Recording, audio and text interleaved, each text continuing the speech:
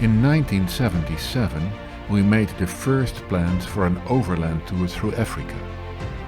37 years later, the dream became reality. We spent 4 years on the road, traveling through 5 continents. Our journey came to a sudden stop in Southeast Asia due to Corona.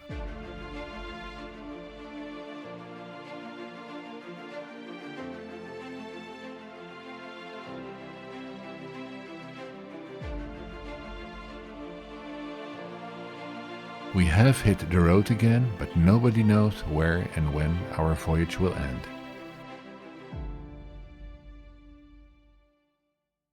In the previous episode, we traveled along the southeast coast of Thailand to Kampot in Cambodia. It took much effort to cross the border.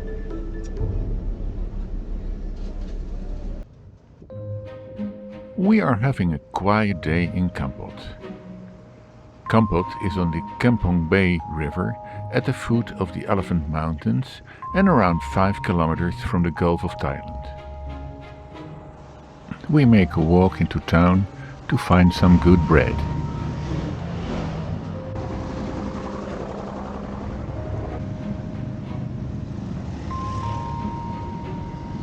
Kampot was a regional capital under French rule and for some time Cambodia's most important seaport.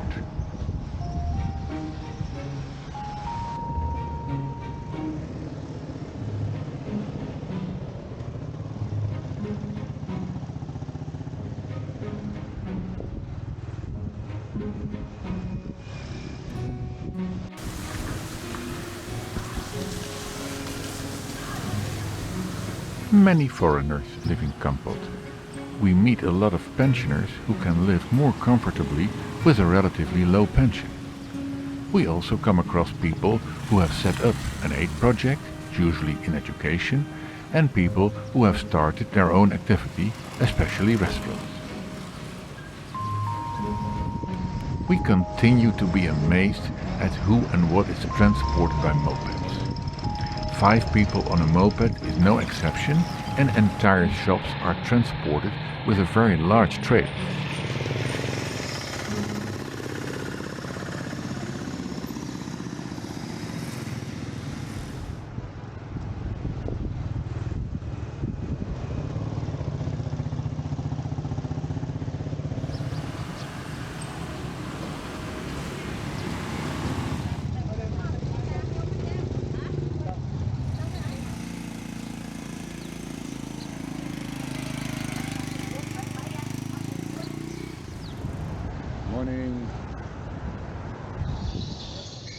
Kampot is becoming one of Cambodia's major tourist sites. Kampot has some excellent restaurants and one can buy a relatively large number of foreign products. We run into the car of a Belgian woman who stands along the river 5 days a week with excellent bread.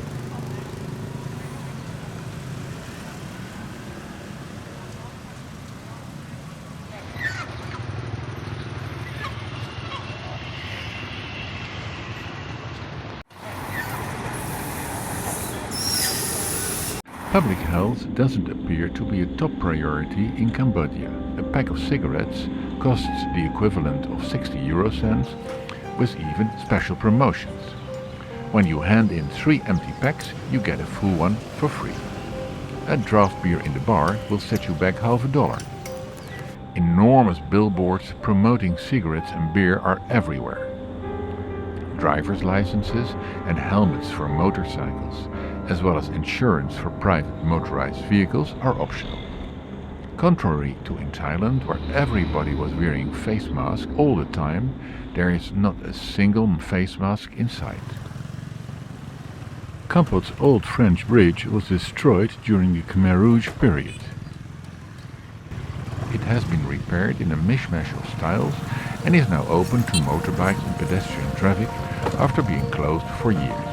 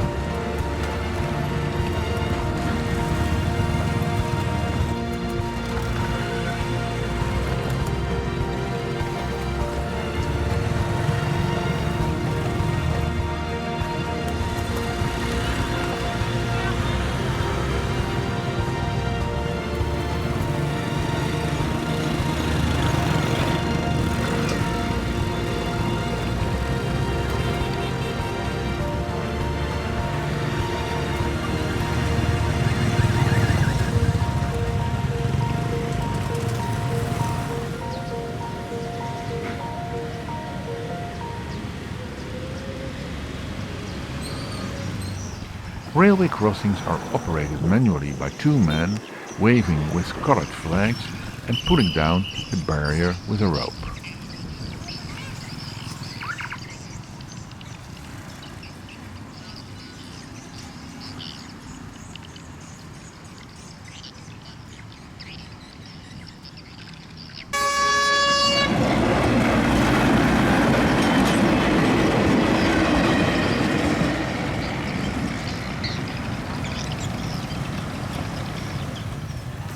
Kampot Center is composed of 19th century French colonial architecture. Documents have been prepared to nominate the old town of Kampot for admission to the UNESCO World Heritage Site list. The roundabout in the center of Kampot is dominated by a durian statue. Kampot was a durian heaven from the 1940s on. It reached its peak preeminence in the 1960s, right before the Khmer Rouge crashed the party. Durian orchards were burned in the areas considered suitable for rice growing, their wealthy owners murdered by the new anti-elite establishment.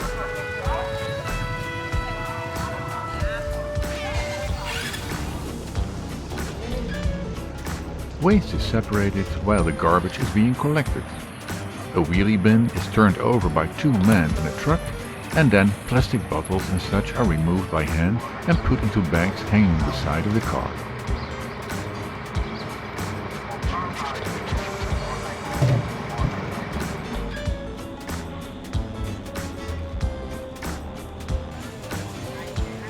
The old market was built in the 1930s but was abandoned. It was reopened in 2007. It offers a wide range of food and non-food products.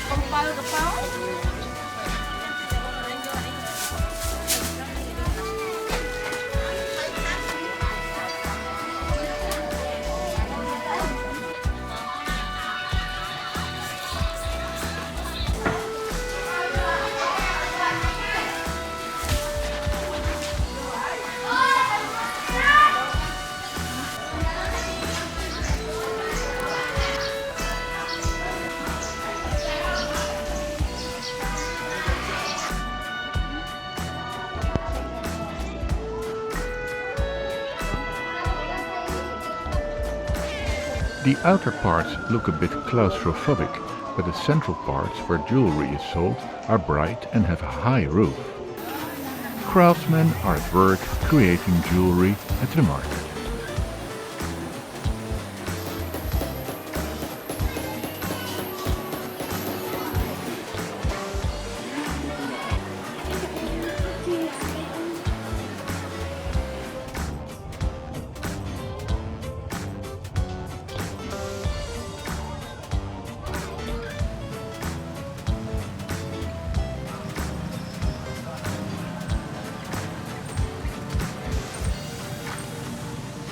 In the afternoon, we have to make some small repairs to the interior of the car.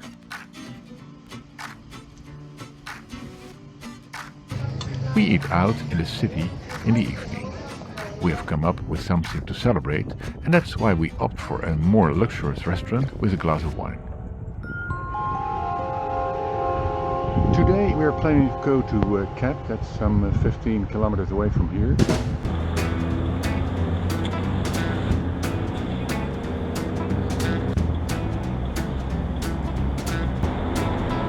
Our first stop is the crab market. It is a picturesque market right on the sea.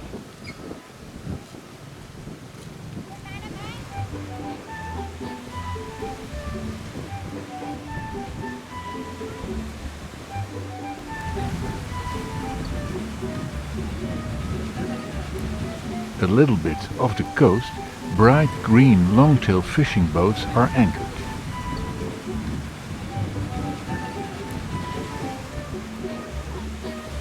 Crabs are kept alive in wicker baskets in shallow water.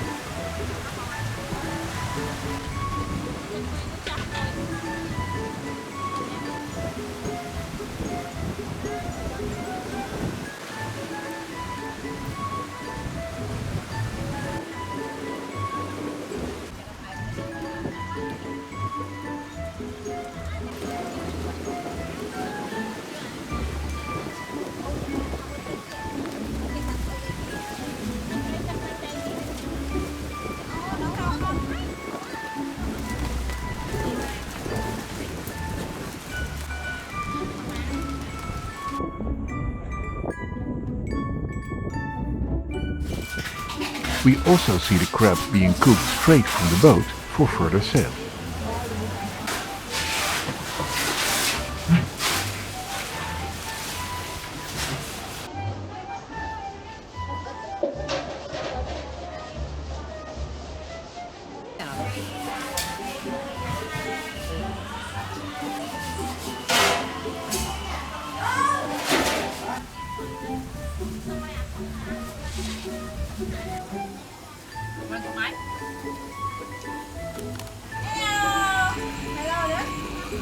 Okay.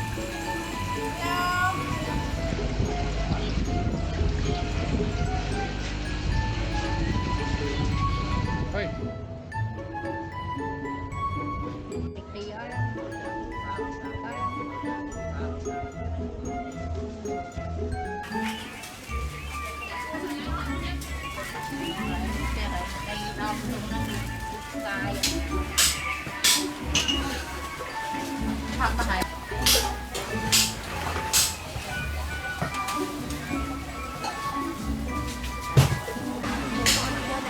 Maar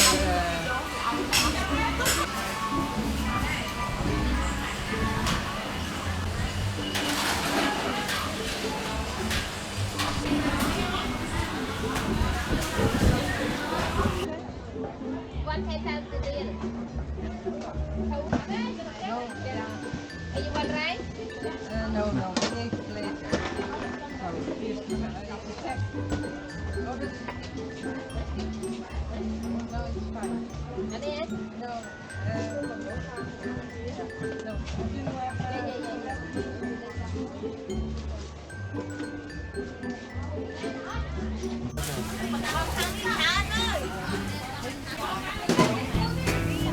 After leaving the crab market, we reach the butterfly garden via a narrow road. Kep Butterfly Farm is the sanctuary of a vast number of different kinds of butterflies coming from many different parts in Cambodia as well as abroad. We get an explanation of the life cycle and can admire many different butterflies between the flowers. And cocoon, 1 month 15 days. Okay. To live Yeah. the butterfly. Okay. Yeah. Yeah. It's moving. Yeah.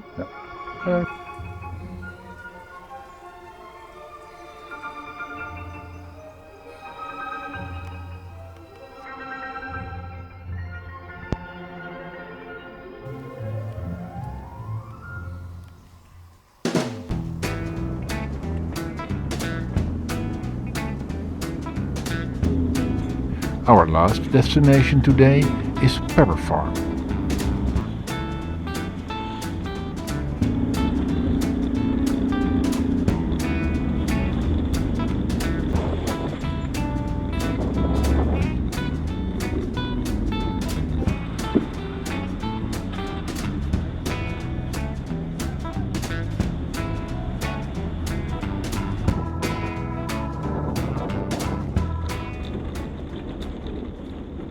We arrived at La Plantation, the pepper farm. It was set up about 10 years ago by a French couple. At the farm, 125 people now work all year round and twice as many during harvest time.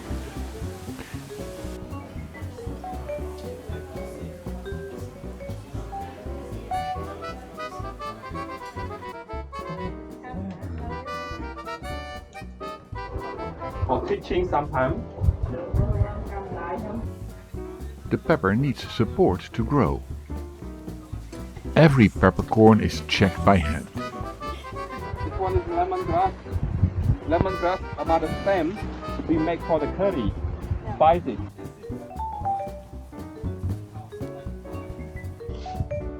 So, La Plantation in 2013, the land is look like this.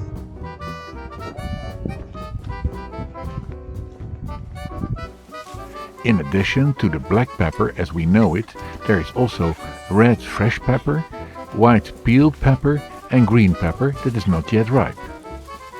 In addition, there is long pepper that tastes very different and is eaten as a kind of snack.